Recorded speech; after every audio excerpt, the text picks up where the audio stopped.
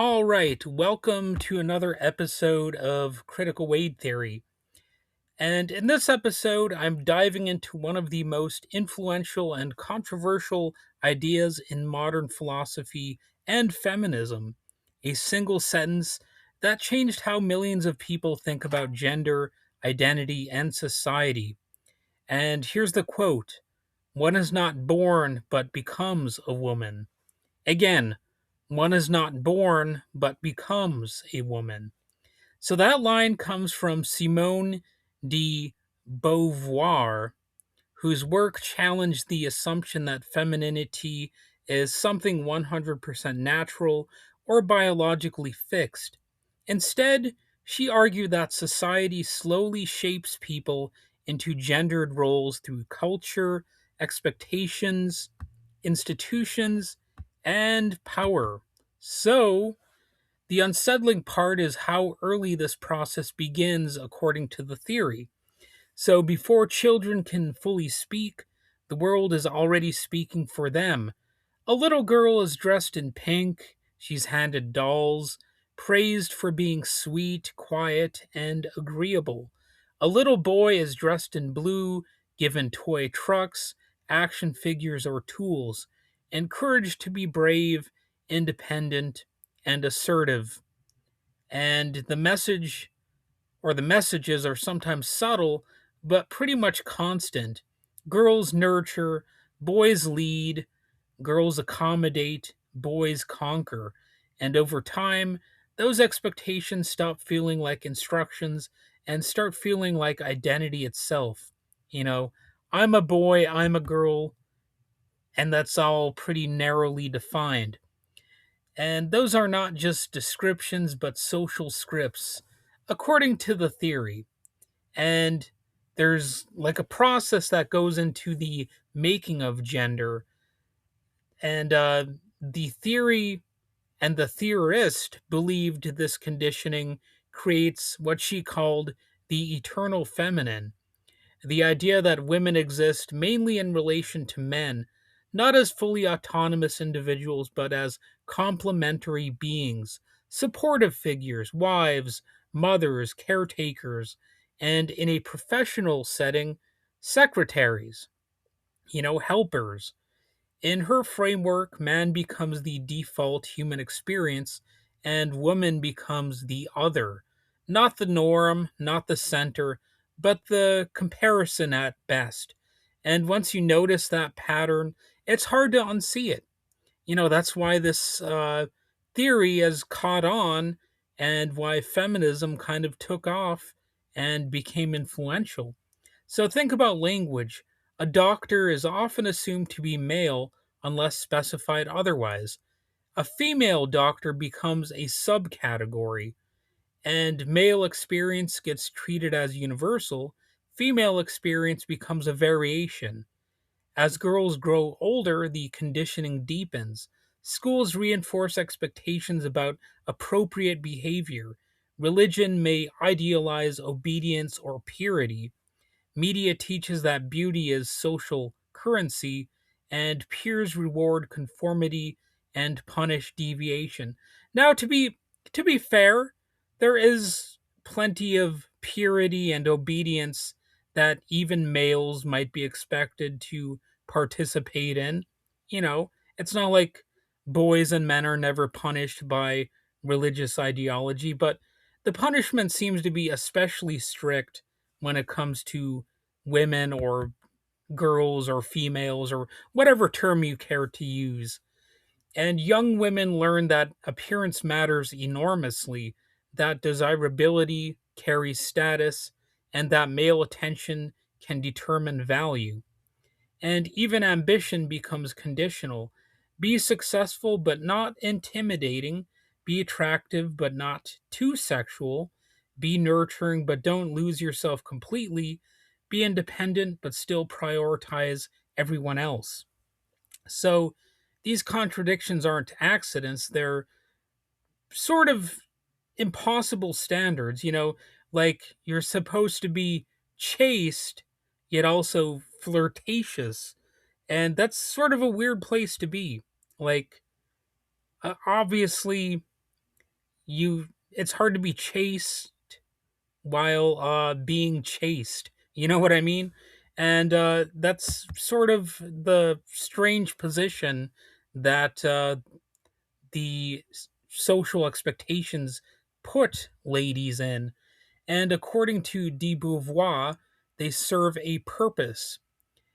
And there's the concept of immanence versus transcendence.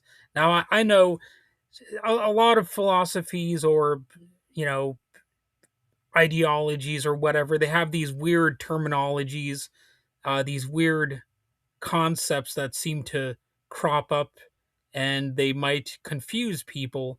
And, special terms are abundant. But, these are interesting terms, immanence and transcendence. So part of her philosophy is a distinction between two states of existence that are called immanence and transcendence. So, immanence is confinement, repetition, existing within limits imposed by others, being trapped in roles tied only to maintenance, service, or domestic labor.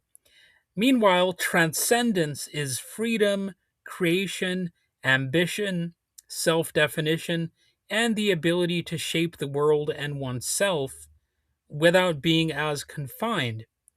So she argued that patriarchal societies and institutions generally, patriarchal institutions like various religious sects and churches, well, they historically pushed women toward immanence while reserving transcendence for men. Men were encouraged to explore, invent, to lead, and create history, and women were expected to preserve stability inside the home. And that's pretty much the role that they are, in some cases, legally compelled to abide by. And, the thing is, they're just supposed to stay at home and basically act like baby making machines. And, whether or not they can make decisions that impact the host or the house, well, that would be largely up to the male. That's like the premise there. Like, women might be able to have certain upper hands, but that's based mostly on what the man would allow, and they would supposedly bend to his will according to these standards. And importantly, she did not believe these roles were biologically inevitable. This theorist here, and that was her revolutionary insight. The system works best when social conditioning feels natural.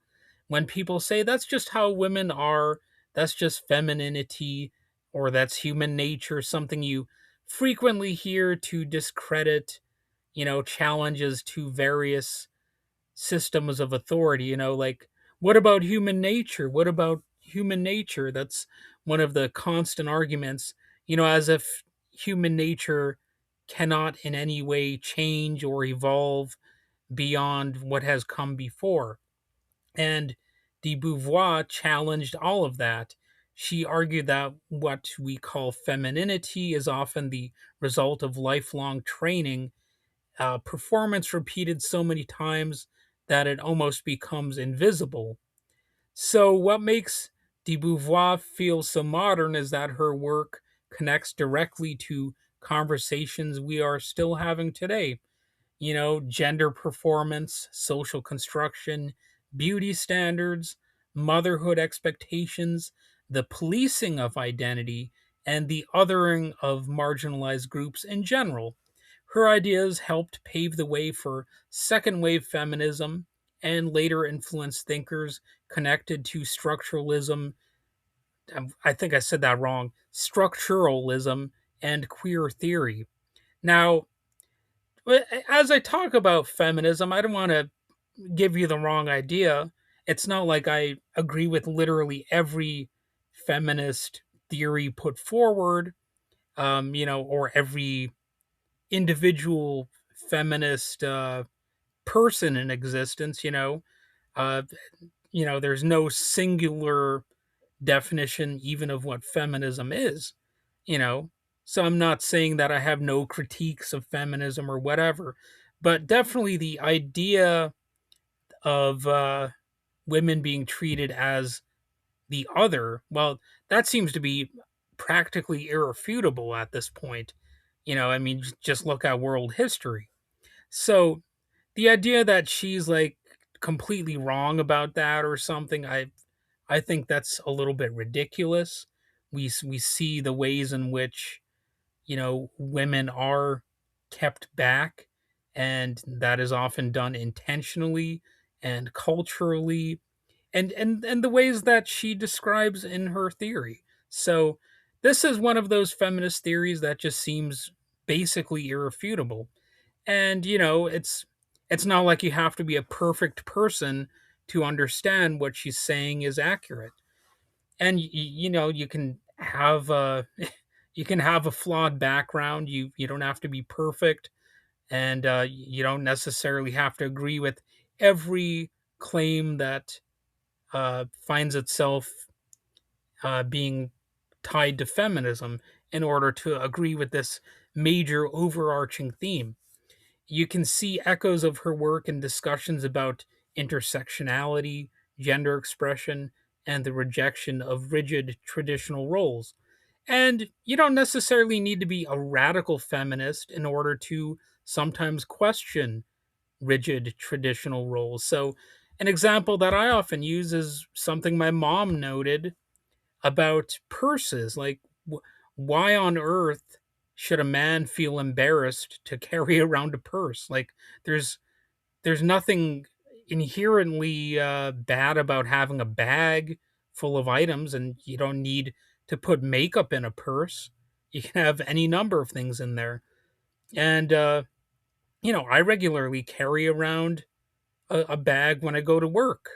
So does that somehow make me more feminine? Well, probably according to some people, yes, it would. But to me, it just makes sense to have a bag, and I don't carry around a purse. I carry around like a plastic bag full of whatever I want to take around with me. So it's like recycling uh, plastic bags. The old slogan, reduce, reuse, recycle. Well, I seem to sort of take that to heart. But that in my opinion, I don't see anything less masculine about that or more feminine. It's just, in my mind, kind of practical. I don't know. And there are debates happening online right now about identity and autonomy, and they trace back to the questions that she and others have raised all those decades ago. So, who gets to define womanhood? What parts of identity are chosen? What parts are imposed? And who benefits from expectations staying in place? Those are some basic questions to ask here. One modern example is the so called motherhood penalty, where women often experience professional setbacks, reduced pay, or diminished opportunities after becoming mothers. So that's an issue that is relevant to all of these things we're talking about. The expectation that caregiving belongs primarily to women still shapes workplaces, relationships, and social norms. You know, if a father is the primary caregiver, there's sort of a stereotype against that person, and the idea is that they're a weaker man, they're more effeminate or whatever, like that's not the man's job, that's women's work, that sort of thing. So in some ways this is actually a bad trend for men as well, and boys. You're learning the social norm that you shouldn't be expected to take care of children. That's not your role. When in practical terms, the ability to take care of a child, that's just as masculine as it could be feminine. And of course, if you value freedom, you should not just have your child trained into social norms. You should encourage them intellectually to question social norms, and not just out of some perceived need to be a rebel, but just because that's what intelligent people do. You don't just swallow whatever cultural values come down the pike, I or whatever. You actually question, because that's what a brain is supposed to be used for. And society has changed dramatically since de Beauvoir wrote The Second Sex, but many of these structures she described still exist, only in semi updated forms. Of course, some of these forms of discrimination are not very far removed in practice from what existed against women like eons ago. Like my fear, for example, is that religious extremists are going to bring witch trials back. I don't mean figurative witch trials, I mean literal witch trials, accusing women of being witches and whatnot. And, there were similar trials against men too. Men were accused of being werewolves and stuff like that. But, the obvious fear is that women will be accused of being witches, or maybe something along those lines. So there's always a fear that people are going to turn back the clock, and we're going to end up being, I guess, in a more primitive state where people were not able to challenge traditional points of view at all, and differences between different people were basically resolved through violence and whatnot. So the the pressure simply adapts over time. When it comes to gender norms, and it may seem like we've advanced far in certain ways, but I think recent years, the past decade or so, has showed us that no, a lot of these issues are not fully resolved, because a lot of these so-called traditional straitjackets, these cultural straitjackets, are just as oppressive as ever. So, what's really at stake here is ideas like freedom and possibility. What's important is that de Beauvoir was not arguing that femininity itself is inherently wrong. She wasn't saying women should reject motherhood, relationships, beauty, or care. Her point was about freedom. A role freely chosen is different from a role that's assigned.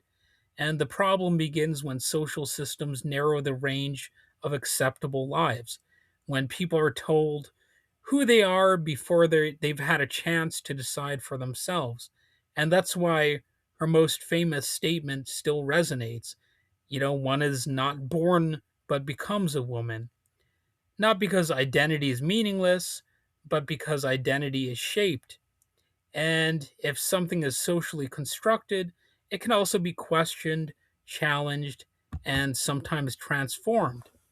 So, Simone de Beauvoir forced society to confront an uncomfortable possibility.